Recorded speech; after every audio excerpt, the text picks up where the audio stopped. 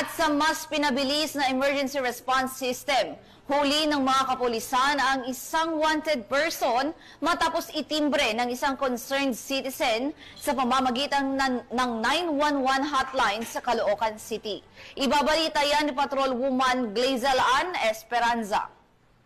Lamang 5 minuto, matagumpay na naaresto ng Northern Police District ang #1 most wanted person sa kasong murder sa antas ng rehiyon, distrito at #2 sa estasyon. Naaresto ang suspect sa kabaan ng Tanigi Street, Barangay 14, Caloocan City sa isinagawang joint operation ng District Special Operation Unit, Substation 4 ng Caloocan City Police Station at Warrant and Subpoena Section, Regional Intelligence Unit NCR at Police Station 4 ng Novaliches QCPD. Nagugat ang isinagawang operasyon mula sa ulat ng isang concerned citizen na nakapansin sa isang lalaking kahawig ng inilarawang wanted person habang nagpapalinis ng sasakyan sa isang car wash sa nasabing lugar. Agad itong iniulat sa 911 upang maipagbigay alam sa mga otoridad ang kanyang obserbasyon. Agad namang rumesponde ang mga tauhan ng Substation 4 at kinumpirma ang pagkakakilanlan ng suspect batay sa target intelligence packet.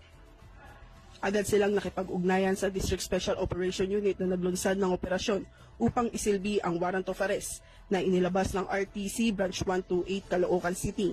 Naharap ang akusado sa kasong murder kung saan walang inirekomendang piyansa. Siya ay kasalukuyang nakakulong sa NPD Custodial Facility Unit habang inihahanda na ang pagbabalik ng warrant sa pinanggalingang korte. Ang matagumpay na operasyong ito ay sumasailalim sa walang humpay na determinasyon ng Northern Police District na maipatupad ang mabilis na ustisya alinsunod sa direktiba ng Chief PNP para sa isang maagap at responsableng serbisyong pulisya. Mula rito sa Northern Police District, ako po ang inyong PNN correspondent, Patrolwoman Glazel Ann Esperanza, alagad ng batas, tagataguyod ng Balitang Pulis.